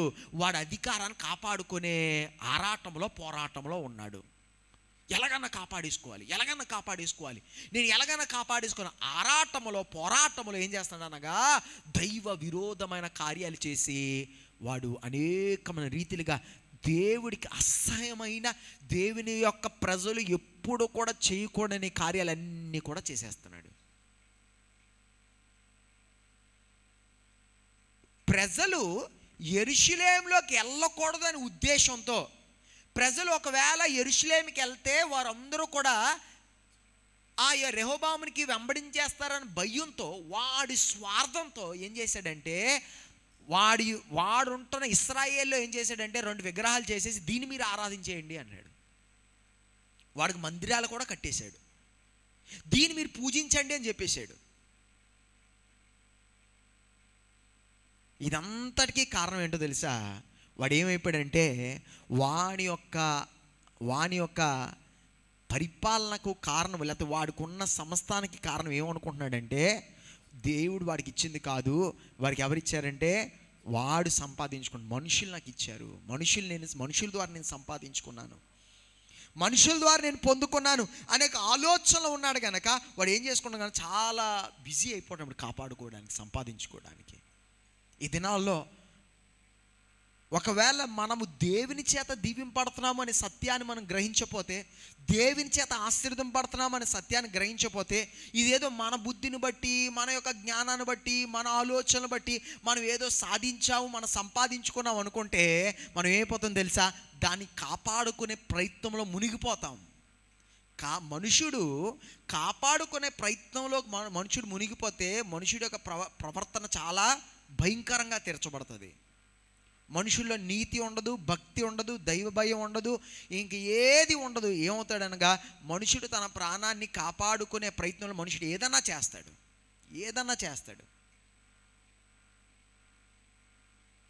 ఎంత లోతుగా, ఎంత ఘోరంగా దిగవలసి వచ్చినా తన ప్రాణాన్ని తనది అనుకుంది కాపాడుకోవాలి అనుకుంటే మనుషుడు ఏదన్నా చేయడానికి సిద్ధపడతాడు. దాంట్లో ఇంక ఏ విధమైన నైతిక విలువలు ఉండవు, దాంట్లో ఏ విధమైన దైవ భయం ఉండదు, దాంట్లో ఏ విధమైన నీతి ఉండదు, ఏమి ఉండదు. ఈ దినాల్లో మన యొక్క వ్యక్తిగత జీవితాల్లో, మన ఉద్యోగమై ఉండొచ్చు, మన వ్యాపారమై ఉండొచ్చు. ఒక సత్యాన్ని గమనించాలి, మన ఉద్యోగమైనా వ్యాపారమైనా నీది ఏది చేస్తున్నా మీరు ఆశీర్వదింపబడాలి అంటే, మనం ఆశీర్వదింపబడాలంటే ఎవరి చేత ఆశీర్వదింపబడుతున్నాం? దేవుని చేత. కనుక నీవు కష్టపడు, ప్రయాసపడి ఉద్యోగం చేయి, కానీ నువ్వు కష్టపడి నీ వ్యాపారం చేయి, నీకు దేవుడిచ్చిన జ్ఞానం వాడు, నువ్వు ఎంతగా ప్రయాసపడగలదు అంతగా ప్రయాసపడు. కానీ నీ ఆశీర్వాదం ఎవరి మీద ఆధారపడుతుందో తెలుసా? దేవుడి మీద ఆధారపడి ఉంటుంది. వెళ్తే కనుక ఈ లోకమైన మోసానికి నువ్వు దిగవసరం లేదు, మోసకరంగా నువ్వు వ్యాపారం చేయవసరం లేదు, 10 రూపాయలు సంపాదించడానికి నువ్వు 10 మంది అన్యాయం చేయవసరం లేదు, 2 రూపాయలు సంపాదించడానికి ఇద్దరు కడుపు కొట్టవసరం లేదు, అబద్ధాలు పలకవసరం లేదు, మోసం చేయవసరం లేదు, అన్యాయంగా ప్రవర్తించవసరం లేదు, మోసకరముగా ప్రవర్తించవసరం లేదు. నీ ఉద్యోగములో, నీ వ్యాపారములో, నీ పని స్థలములో, నువ్వు చేస్తున్న పనిలో నువ్వు అన్యాయంగా ప్రవర్తించి, మోసంగా ప్రవర్తించి, ఇతరుల యొక్క కడుపు కొట్టేసి, ఇతరుల్ని మోసం చేసి, ఇతరులకి నష్టాన్ని కలిగించి నువ్వు సంపాదించేది ఏది కూడా నిజానికి నీకు ఆశీర్వాదకరంగా తీర్చబడట్లేదన్న సత్యాన్ని ఉదయకాల సమయంలో గ్రహించాలి. ఎందుకంటే నీ ఆశీర్వాదానికి కారణం ఎవరై ఉన్నారనగా నిన్ను పిలిచిన దేవుడే ఉన్నాడు. నిన్ను పిలిచిన దేవుని బట్టి మాత్రం నువ్వు ఆశీర్వదింపబడగలుగుతావు. ఒక్కసారి పరిశోధన చేసుకో, నువ్వు మోసకరంగా సంపాదించింది నీకు ఎంతవరకు మిగిలింది? నువ్వు అన్యాయంగా సంపాదించింది నీకు ఎంతవరకు ఆశీర్వాదకరంగా తీర్చబడింది? నువ్వు ఇతరుల్ని మోసం చేసి, ఇతరుల మీద నీ యొక్క అధికారాన్ని చూపెట్టో, లేకపోతే అన్యాయంగా నీవు సంపాదించింది ఏది కూడా నీ మిగలదు. ఇంకా కావాలంటే అలా వచ్చేది నీ దగ్గర నుండి ఇంకా 10 కొట్టేసి నీ దగ్గర నుంచి వెళ్ళిపోతుందే కానీ ఇంకా నీకు నష్టాన్ని కలిగిస్తుంది, కానీ నీకు ఎప్పుడు ఆశీర్వాదం కలిగించట్లేదు. ఎందుకంటే ప్రతి విధమైన ఆశీర్వాదం కేవలము దేవుడి దగ్గర నుంచి మాత్రమే వస్తుంది. ఈ దినం నీ ఉద్యోగం దీవింపబడాలంటే కేవలం దేవుడే నీ ఉద్యోగం దీవించాలి. నీ వ్యాపారం దీవింపబడాలంటే దేవుడి నీ వ్యాపారం దీవించాలి. నీ చేతివృత్తులు దీవింపబడాలంటే దేవుడి చేతివృత్తులు దీవించాలి. కనుక నీ యొక్క పనిలో నువ్వు ఎలా తెరచబడాలి? యథార్థంగా తెరచబడాలి. ఎప్పుడైతే నీ యెరోబాములాగా నేను కాపాడుకోవాలి, నేను చేయకపోతే నన్ను దేవుడు దీవించడు, లేకపోతే నేను చేయకపోతే అంటే మనం కష్టపడాలి, మనం ప్రయాసపడాలి, నేను ఇలా వెళ్ళిపోతే సరిపోదు, నేను ఇంకా కొంచెం ఎక్కువ చేయాలి, నా ఆశీర్వాదానికి నేనే కారకుడిని, నా దీవెనకి నేనే కారకుడిని, నా బిడ్డల యొక్క జీవితాలు బాగుండాలని దానికి నేనే కారకుడిగా ఉండాలి, కనుక నేనేదో చేద్దామనే ఆలోచనలోకి మనం వెళ్ళిపోయినట్లయితే ఎక్కడికి వెళ్ళిపోతామంటే మోసంలోకి, అన్యాయములోకి, ఇంకా దైవ విరోధమైన కార్యాల్లోకి మనం వెళ్ళిపోతాం. నిజానికి యెరోబాముని దేవుడు పిలుచుకున్నాడు, 10 వంతులు దేవుడిచ్చాడు. కనుక యెరోబాము ఏం చేయవలసింది? దేవుడు నాకు ఇచ్చాడు కనుక, దేవుడు నాకు ఇచ్చిన ప్రజలు, నాకే సామర్థ్యం లేదు కానీ దేవుడు నాకు 10 వంతులు ఇచ్చాడు కనుక దేవుని యొక్క ప్రజలు వీరు వెళ్ళనే యెరూషలేముకి వెళ్ళి దేవుని ఆరాధన చేయనే. వీళ్ళు యెరూషలేములోకి వెళ్ళి ఆరాధన చేసి తిరిగి వస్తారు. వీరు దేవుని చేత నాకు ఇవ్వబడితే వీళ్ళు ఏం చేస్తారు? నాకు లోబడి నాకు రాజుగా వారు అంగీకరిస్తారు. ఒకవేళ ఇది దేవుడి యొక్క చిత్తం కాకపోతే నేను ఎంత దాచుకుందాం అనుకున్నా వీళ్ళు ఎవరు ఏం చేయరనగా నాతో పాటు ఉండరు. కానీ నేను మాత్రం ఏం చేయను? దైవ విరోధంగా ఏ కార్యం చేయను. ఈ ప్రజలు దేవుని ఆరాధించకుండా, ఈ ప్రజలు యెరూషలేముకి వెళ్ళి దేవుని ఆరాధించకుండా నేను ఏ విగ్రహాన్ని నేను కట్టను, ఇక్కడ చేసుకోండి అక్కడ చేసుకోండి అని ఏ సలహా నేను ఇవ్వనని ఏం చేసేవాడు అనగా యెరోబాము జాగ్రత్త పడేవాడేమో. కానీ యెరోబాముకి అన్ని విధాల ఆలోచనలు పోయాయి. ఏ ఆలోచనకి వెళ్ళిపోయాడు అనగా నేను కాపాడుకోవాలి, నేను సమర్థించుకోవాలి, నా స్థానము, నా అధికారము, నా రాజ్యము నాది అనే ఆలోచనకు వెళ్ళిపోవడం వల్ల ఏమవుతున్నాడు అనగా అన్య దేవతలకు ఆలయాలు కట్టివాడై తెరచబడుతున్నాడు. అయితే దాన్ని బట్టి దేవుడు చెప్తున్న మాట 1 రాజుల గ్రంథం 14వ అధ్యాయం 7వ వచనాన్ని చదువుదామండి. 1 రాజుల గ్రంథం 14వ అధ్యాయం 7వ వచనం.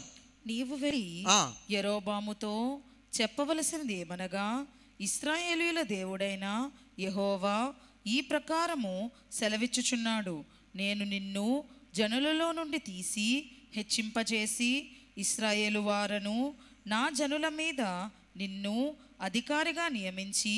దేవుడు యెరోబాముకు గుర్తు చేస్తాడు, యెరోబాము నువ్వు అక్కడ మర్చిపోయావు, నిన్ను లేపింది ఎవరనగా నేను. నిన్ను లేపింది ప్రజలు కాదు, నిన్ను లేపింది ఇశ్రాయేల్లో ఉన్నవారు కాదు, నిన్ను పిలుచుకుంది ఇశ్రాయేల్లో ఉన్న ప్రజలు కాదు. నువ్వు మర్చిపోయావు యెరోబాము. నేను నిన్ను పిలుచుకున్నానని మర్చిపోయావు, నేను నిన్ను ఏర్పరచుకున్నానని మర్చిపోయావు, నేను నీకు 10 వంతులు ఇచ్చానని మర్చిపోయావు. నీ మనస్సులో నీ ఆలోచనలన్నీ కూడా నువ్వు వీళ్ళు పిలిచారు, వాళ్ళు ఈ ఇశ్రాయేల్ ప్రజలు పిలిచారు, ఇశ్రాయేల్ ప్రజలు ఎంచుకున్నారు, ఇశ్రాయేల్ ప్రజలు నన్ను రాజుగా చేసుకున్నారు అన్న ఆలోచనలో ఉన్నావు అని దేవుడు ఏం చేస్తున్నాడు అనగా యెరోబాముని దేవుడు సరిచేస్తూ తర్వాత 10-11 వచనాలు చదువుదామండి. 10వ వచనము 11వ వచనము చదువుదాం. కాబట్టి యెరోబాము సంతతి వారి మీదకి నేను కీడు రప్పించుచు ఇశ్రాయేలు వారిలో అల్పులను గాని గనులు గాని లేకుండా మగవారినందరినీ యెరోబాము వంశము నుండి నిర్మూలము చేసి పెంట అంతయు పోవునట్లుగా ఒకడు అవతలకు దానిని ఊడ్చివేసినట్లు యెరోబాము సంతతిలో శేషించిన వారిని నేను ఊడ్చివేయుదును. పట్టణమందు యెరోబాము సంబంధులలో మరణమగు వారిని కుక్కలు తినును, బయట భూమిలో మరణమగు వారిని ఆకాశ పక్షులు తినును. యెహోవా మాట ఇచ్చి ఉన్నాడు కాబట్టి నీవు లేచి నీ ఇంటికి పొమ్ము. నీ పాదములు పట్టణములో ప్రవేశించినప్పుడే నీ బిడ్డ చనిపోవును. చూడండి, ఈ మాటలన్నీ ఎవరి కొరకు చెప్పబడుతున్నాయి తెలుసా? ఈ మాటలన్నీ ఎవరి కొరకు చెప్పబడుతున్నాయి? 1 రాజుల గ్రంథం 14వ అధ్యాయం 10 నుండి 12 వచనాలు చదివాం. ఈ మాటలన్నీ ఎవరి కొరకు చెప్పబడుతున్నాయి? యెరోబాము కొరకు చెప్పబడుతున్నాయి. ఇందాక నేను చెప్పాను, ఇందాక ఒక వచనం చదివినప్పుడు మర్చిపోద్దండి, జ్ఞాపకం ఉంచుకోండి అని చెప్పాను. ఆ మాట మీకు గుర్తుందా? మనం ఇందాక చదివాం కదా, మన యెరోబాముకు దేవుడిచ్చిన ఆశీర్వాదాలు. ఈ 37 నుండి 38 వచనం వరకు ఇందాక మనం చదివాం. వెనకాలకి ఎలా అవసరం లేదు. కానీ దేవుడు యెరోబాముతో ఏమన్నాడంటే, నేను నిన్ను దీవిస్తాను, నీ యొక్క వంశాలు నేను దీవిస్తాను, దావీదు వలె నీ వంశాన్ని ఏం చేస్తాను అనగా నేను చేస్తానని దేవుడు ఏం చేశాడు అనగా యెరోబాముకి దేవుడు వాగ్దానం చేశాడు. ఇప్పుడు మనం మొదటి రాజుల గ్రంథం 14వ అధ్యాయం 11 నుండి 10 నుండి 12 వచనాల వరకు చదివితే దాంట్లో దేవుడు ఏమన్నాడు అనగా, నీ యొక్క జీవితం, నీ యెరోబాముల యొక్క కుటుంబంలో ఉన్న ఒక్కడ కూడా ఏమడనగా బ్రతికి ఉండడు. బతికి ఉండడానికి మాత్రం కాదండి, అనగా కుక్కలు ఏం చేస్తానగా మీ యొక్క శరీరములు తింటాయి.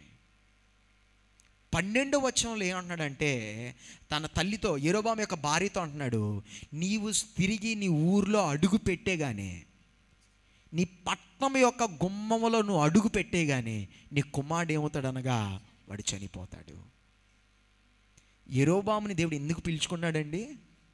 యెరోబాము శాపగ్రస్తుడిగా జీవించడానికి దేవుడు పిలుచుకున్నాడా? యెరోబాము యొక్క వంశం వారు కుక్కల చేత తినబడ్డానికి పిలుచుకున్నాడా దేవుడు? యెరోబాము యొక్క కుమారుడు చచ్చిపోయిన ఆ చిన్న ప్రాయములో ఒక శవముగా మెలడానికి దేవుడు పిలుచుకున్నాడా? దేవుడు అటువంటి ఉద్దేశంతో పిలుచుకున్నాడా యెరోబాముని? దేవుడు శాపముగా తీర్చబడ్డానికి దేవుడు యెరోబాముని పిలుచుకున్నాడా? లేదండి. దేవుడు యెరోబాముని పిలిచినప్పుడు ఎందుకు పిలిచాడంటే ఆశీర్వదించడానికి పిలిచాడు. దేవుడు యెరోబాముని పిలిచినప్పుడు యెరోబాముని మాత్రం కాదు, యెరోబాముతో అన్నాడు, నీ వంశము వారందరినీ దీవిస్తానన్నాడు. నీ వంశాలు, నీ తరాలు తరాలు తరాలు నేను దీవించి దావీదుకి ఇచ్చినట్లు నేను నీకు వాగ్దానం ఇస్తున్నాను. సింహాసనం మీద ఎల్లప్పుడూ నీ తరంలో ఒకడు కూర్చునేలా నేను చేస్తాను. గొప్ప వాగ్దానంతో పిలిచాడు. తరాలు తరాలు వెళ్ళే ఆశీర్వాదాలతో పిలుచుకున్నాడు. కానీ మొదటి రాజుల గ్రంథం 14వ అధ్యాయంలోకి వచ్చినప్పుడు తరాలు తరాలకు వెళ్ళే శాపాలు కలిగిన వాడుగా తీర్చబడ్డాడు. ప్రియమైన సహోదరా, ప్రియమైన సహోదరి, మన ఆశీర్వాదింపబడ్డానికి పిలువబడిన వారము, దీవింపబడ్డానికి పిలువబడిన వారము. మీరు మాత్రము కాదు, దేవుడు మిమ్మల్ని, మీ కుటుంబాన్ని దేవుడు దీవించడానికి దేవుడు పిలుచుకున్నాడు. దేవుడు మిమ్మల్ని, మీ కుటుంబాలు ఆశీర్వదించడానికి దేవుడు పిలుచుకున్నాడు. కానీ గొప్ప పిలుపుతో, గొప్ప దర్శనముతో దేవుడు మీరు పిలుచుకున్నా, ఒకవేళ మన యెరోబాము వలె మన బాధ్యతను మనం కోల్పోయిన వారై మనము దైవ విరోధముగా తీర్చబడినట్లయితే, ఆశీర్వదింపబడ్డానికి పిలబడిన వారు ఎలా తీర్చబడతాం అనగా శాపమునకు కారణముగా తీర్చబడతాం. యెరోబాము బట్టి తన కుమారులు దీవింపబడాలి, యెరోబాము బట్టి తన తరాలు దీవింపబడాలి. కానీ ఈరోజు ఏమవుతుందనగా యెరోబాము బట్టి తన కుమారులు, తన బిడ్డలు ఏమవుతాననగా శాపము పొందిన వారై తీర్చబడుతున్నారు. ప్రియమైన సహోదరా, ప్రియమైన సహోదరి, నువ్వు ఈ లోకములోని రక్షింపబడ్డావు, పెంట కుప్పములో రక్షింపబడ్డావు, పనికిరాలేని జీవితంలో రక్షించబడ్డావు. నీ యొక్క జీవితము ఏది కూడా లేని స్థితిలో నుండి దేవుడు లేవనెత్తాడు. ఆ లేవనెత్తిన స్థితిలో నుండి దేవుడు నిన్ను, నీ తరాలు తరాలు తరాలు దేవుడు దీవించాలి అనే ఉద్దేశంతో దేవుడు పిలుచుకున్నాడు. కానీ ఒక ప్రశ్న, నీ బిడ్డలకి, నీ తరాలకి నువ్వు దీవెన సంపాదిస్తున్నావా, శాపాన్ని సంపాదిస్తున్నావా? నువ్వు దేవుని చేత పిలవబడ్డావు, నువ్వు దేవుని చేత ఎన్నుకోబడ్డావు, నువ్వు దేవుని చేత ఆశీర్వదింపబడ్డావు, నువ్వు దేవుని యొక్క ప్రవచనం పొందుకున్నావు, దైవ దర్శనాన్ని పొందుకున్నావు, దేవుని యొక్క ఆశీర్వాదాలు పొందుకున్నావు, నువ్వు దేవుని యొక్క కృపలో నువ్వు అనుభవిస్తున్నావు, అనుభవించావు, ముందుకు వెళ్తున్నావు. కానీ నీ ముందు ఒక బాధ్యత ఉంది. ఆశీర్వాదాలు కొనసాగిస్తావా, లేకపోతే నీవు ఆశీర్వాదాలు పోగొట్టుకొని నీ తరాలకి నువ్వు శాపాన్ని దాచి ఉంచే వ్యక్తిగా తీర్చబడతావా? అనేకమైన తల్లిదండ్రులు ఈ లోకంలో రక్షించబడ్డారు, ఈ లోకంలో దేవుని యొక్క హస్తాన్ని వారు అనుభవించారు, దేవుని చేత దీవింపబడ్డారు. కానీ వారి బిడ్డలకు వారు దాచుంచేది శాపాలు శాపాలు శాపాలు మాత్రమే. నీ బిడ్డల కొరకు ఏం దాచి ఉంచుతున్నావు? దైవ శాపములా? యెరోబాము యొక్క కుమారులకి ఏ తప్పు తెలియదు, యెరోబాము యొక్క కుమారులు ఏమి చేయలేదు. యెరోబాము యొక్క కుమారులు వారు రాజ్య పాలన చేయడానికి వారు ఆశించలేదు, లేకపోతే ఇంకేది కూడా వారు ఆశించలేదు. కానీ వారు పుట్టికతోనే, లేకపోతే వారి యొక్క జీవితంలో వారు ఏం చేయబోతున్నారు అనగా కుక్కల చేత తినబడే అనుభవంలోకి వారు వెళ్ళబోతున్నారు. దానికి కారణం ఏంటో తెలుసా? వారి తండ్రి ఏం చేశాడు అనగా వారి కొరకు శాపాన్ని సంపాదించాడు. ఆశీర్వాదాన్ని సంపాదించడానికి పిలువబడిన వాడు తరతరాలు మారిపోయి, యెరోబాము అంటే ఒక సాధారణమైన ఒక కుటుంబంలో పుట్టి అటువంటి వాడు తన తరములు నిలబడే ఒక ఆశీర్వాదం పొందుకున్నవాడు, ఒక ఆశీర్వాదం పొందుకొని దాన్ని అనుభవించి తన బిడ్డలకి పంచిపెట్టవలసిన వాడు, తను అనుభవించి తన బిడ్డలకు పంచిపెట్టవలసిన వాడు, తను అనుభవించాడు. యెరొబాము అనుభవించాడు. సాధారణమైన స్థితిలో నుండి ఒక మహారాజుగా, గొప్ప రాజుగా తీర్చబడ్డాడు. ఇశ్రాయేలు యొక్క సౌలు తర్వాత విడవబడిన తర్వాత, ఇశ్రాయేలు 2 భాగాలుగా విడబడిన తర్వాత ఇశ్రాయేలుకి ఒక మొదటి రాజుగా యెరొబాము ఉన్నాడు. కానీ ఆశీర్వాదాల్లో ఒక్క ఆశీర్వాదం కూడా ఏం చేయలేకపోయాడనగా తన కుమారులకి, తన వంశం వారికి తీసుకెళ్ళలేకపోయాడు. వారికి ఏం మిగిలించగలిగాడంటే శాపాన్ని మిగిలించగలిగాడు. వారికి ఏం మిగిలించగలిగాడనక తన బిడలకి ఏం మిగిలించాడంటే ఒక శాపకరమైన, నాశనకరమైన జీవితాన్ని మిగిలించగలిగాడు. ఈ యొక్క దినాన ఒక ప్రశ్న, నీ యొక్క కుటుంబాన్ని కొరకు, నీ బిడల కొరకు నువ్వు ఏంటి సంపాదించి వెళ్తున్నావు? ఏంటి దాచుకొని వెళ్తున్నావు?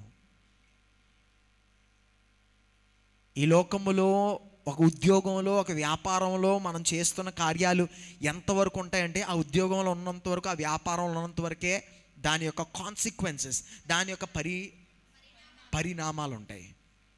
కానీ ఈ లోకములో మనము చేయించిన సమస్తం యొక్క పరిణామాలు ఆ ఉద్యోగంలో, వ్యాపారం ఉండిపోతాయని మాత్రం అనుకోదండి. ప్రతిదాన్ని దేవుడు చూచుచున్నాడు, ప్రతిదాన్ని దేవుడు గమనించుచున్నాడు. ప్రతిదాని యొక్క పరిణామాలు మనము దేవుని యొక్క బిడ్డలుగా అనుభవించవలసి వస్తుంది. ఈ లోకములో మనం చేయించిన ప్రతి కార్యము చర్చిలో అవనివ్వండి, ఉద్యోగంలో కానివ్వండి, వ్యాపారంలో కానివ్వండి, నీ వ్యక్తిగతంగా కానివ్వండి, నీ ఇంట్లో కానివ్వండి, ఊర్లో కానివ్వండి, 10 మంది కానివ్వండి, ఒక్కరి మధ్యన కావండి, చేయిస్తున్న ప్రతి కార్యం యొక్క పరిణామాలు మనందరం కూడా అనుభవించి తీరుతాం. మనం మాత్రం కాదు, కానీ మన తరాలు ఆ పరిణామాలు అనుభవిస్తారు. ఈ దినాన తల్లిదండ్రులుగా ఉన్నవారికి, అదే రీతిగా ప్రతి వ్యక్తి కూడా అడగవలసిన ప్రశ్న ఏమనగా, యెరొబాము వలె నేను పిలవబడ్డాను, ఆశీర్వదింపబడ్డాను, నా ఎడల దేవుడు గొప్ప ఉద్దేశం ఉంది, గొప్ప వాగ్దానాలు ఉన్నాయి, గొప్ప ఆశీర్వాదాలు ఉన్నాయి. కానీ నేను తీసుకువెళ్తుంది ఆశీర్వాదముల, శాపముల? యెరొబాము యొక్క జీవితము, యెరొబాము యొక్క బిడ్డల యొక్క జీవితము, వారి తరములు, అది శాపకరమైన ఒక అంతానికి చేరబోతుంది. కానీ దేవుడు ఒక మాటను గుర్తు చేస్తున్నాడు. 1 రాజుల గ్రంథం 14వ అధ్యాయం 14వ వచనం చదువుదాం. 1 రాజుల గ్రంథం 14వ అధ్యాయం 14వ వచనం. ఇదియుగాక యెహోవా తన నిమిత్తము ఒకని ఇశ్రాయేలీయుల వారి మీద రాజుగా నియమింపబోచున్నాడు. దేవుడు యెరొబాముతో అన్నాడు, యెరొబాము, నేను నిన్ను ఎంచుకున్నాను, నిన్ను ఆశీర్వదిద్దామని పిలిచాను, నీ యొక్క తరాలు నేను దీవించాలని పిలిచాను, నీ ఎడల గొప్ప ఉద్దేశంతో పిలుచుకున్నాను. కానీ నీ బాధ్యత నెరవేర్చలేదు. నువ్వు అవిశ్వాసంతో ఉన్నావు, నాకు విరోధంగా తీర్చబడ్డావు. నీవు ఆశీర్వదింపబడవలసిన వాడు, నువ్వు శాపకరంగా తీర్చబడి, నీ బిడ్డలు కూడా నువ్వేం చేసావు అనగా శాపముగా తీర్చబడి, నీ వంశము నాశనం అవ్వడానికి కారణంగా తీర్చబడ్డావు. నేను నిన్ను ఎంచుకున్నాను, నువ్వు పోయావు, నీ స్థానాన్ని కోల్పోతున్నావు అని చెప్పేసి దేవుని యొక్క కార్యాలు ఆగిపోయాయా? ఆగిపోలేదు. దేవుడే అన్నాడు అనగా, నేనేం చేస్తున్నాను అనగా ఈ యొక్క ప్రజలను, నా ప్రజలను పరిపాలించడానికి, నా ఉద్దేశాన్ని నెరవేర్చడానికి నేనేం చేస్తున్నాను అనగా మరి ఇంకొకటి నేనేం చేసుకున్నాను అనగా నేను ఎంచుకుంటున్నాను. దేవుని యొక్క కార్యాలు ఎప్పుడూ ఆగిపోవు. దేవుని యొక్క ఏ పని కూడా ఎప్పుడూ ఆగిపోదు. దేవుడు మనకిచ్చిన బాధ్యత, దేవుడు మనకిచ్చిన ఆ యొక్క పాత్ర, మనము కోల్పోయినా, ఆ బాధ్యతలో మనం తొలగిపోయినా, మనం నశించిపోయినా, దేవుని యొక్క కార్యాలు కొనసాగి తీరుతాయి. యెరొబాము మాత్రం కాదు, యెరొబాము తర్వాత వచ్చిన అనేకమైన రాజులు ఉన్నారు. కొందరు నిలబడ్డారు, కొందరు పతనమైపోయారు. కానీ దైవ ఉద్దేశమును ఆపగలిగిన వాడు ఈ లోకంలో ఎక్కడ కూడా లేడు. దైవ ఉద్దేశములు కొనసాగింపబడుతూనే ఉంటాయి. ప్రశ్న ఏంటంటే, దైవ ఉద్దేశము మన ద్వారా, మన కుటుంబం ద్వారా, మన బిడ్డల ద్వారా, మన తరాల ద్వారా కొనసాగింపబడుతుందా లేదా అనేదే ప్రశ్న. దేవుని యొక్క కార్యాలు ఎప్పుడు ఆగిపోవు, దేవుని యొక్క ఉద్దేశాలు ఎప్పుడు ఆగిపోవు. కానీ ప్రశ్న ఏంటంటే, దాంట్లో మనకు పాత్ర ఉంటుందా అనేదే ప్రశ్న. దేవుని యొక్క కార్యాలు ఆపగలిగే శక్తి, సామర్థ్యం ఈ ప్రపంచంలో ఏ వ్యక్తికి కానీ, ఏ యొక్క శక్తికి కానీ లేదు. అది కొనసాగుతూనే ఉంటుంది. అది కొనసాగుతూనే ఉంటుంది. ప్రపంచము ఎంత తారుమారుగా తీర్చబడినా దేవుని యొక్క కార్యాలు కొనసాగుతూనే ఉంటాయి. కానీ ప్రశ్న ఏంటంటే, మన పాత్ర, ఆ పాత్ర మనకు ఉంటుందా? మనకి దాంట్లో ఒక రోల్, మనం దాంట్లో మనకు ఒక ప్రాముఖ్యమైన పాత్రను మనం వహించి వారే ఆ యొక్క ఆశీర్వాదము, దైవ కార్యములు నెరవేరడానికి మనము మన తరములు ఒక పాత్రలుగా ఉంటామా లేదా అనేదే ప్రశ్న. ఈ దినాన మనందరికీ అదే ఆశీర్వాదం ఇవ్వబడింది, అదే గొప్ప ధన్యత ఇవ్వబడింది, ఒక గొప్ప పిలుపు మనకి ఇవ్వబడింది. పనికిరాలేని మన జీవితాలు దేవుడు ఏం చేశాడు అనగా, దేవుడు పిలుచుకున్నాడు, దేవుడు రక్షించుకున్నాడు. పిలుచుకోవడం, రక్షించుకోవడం మాత్రం కాదు, కానీ ఆయన యొక్క ఆశీర్వాదములకు వారసులుగా చేసుకుని ఉన్నాడు. ఆయన యొక్క ఘనమైన కార్యాలు జరగడానికి, ఆయన రాజ్య అభివృద్ధిలో మన పాత్రలుగా ఆయన పిలుచుకొని ఉన్నాడు. కానీ ఒకవేళ మన మార్గములో మనం తొలగిపోయినట్లయితే, ఆశీర్వదింపబడిన ఆశీర్వాదాలు అనుభవించవలసిన మనము ఏమవుతామనగా శాపములు అనుభవించి వారై, శాపములు కొనసాగు వారై తీర్చబడతాము. మన పాత్ర మనం కోల్పోతాము, మన ధన్యతను మనం కోల్పోతాం, మన పిలుపుని మనం కోల్పోతాము. కానీ మనం నాశనం అయిపోతాము. ఒకవైపు ఏమవుతానగా దేవుని యొక్క కార్యాలు మరి ఇంకొకరు ఎవరో దాన్ని కొనసాగించి వారు ముందుకు తీసుకువెళ్ళగలుగుతారు.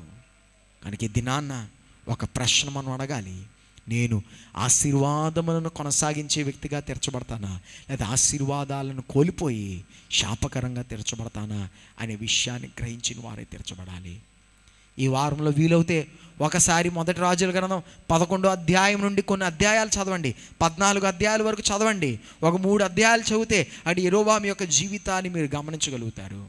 ఆ మాటలు ఇంకొకసారి మనం హెచ్చరికగా తీర్చబడి, ఆ మాటల ద్వారా మనం బలాన్ని పొంది, ఆ మాటల ద్వారా మన జీవితాన్ని సరిచేసుకొని, ఇంకొకసారి ఈ దినం చదివిన మాటలను ఒక్కసారి మన ఈ దినం, ఈ వారంలో ఒక్కసారి మనము నెమ్మరు వేసుకున్న వారై తీర్చబడినట్లయితే, దేవుని యొక్క పిలుపులో మనం కొనసాగి మనం ఆశీర్వాదకరంగా తీర్చబడి అనేకులకు మనం ఏం చేయగలుగుతాం అనగా గొప్ప ఆశీర్వాదకరంగా తీర్చబడగలుగుతాము.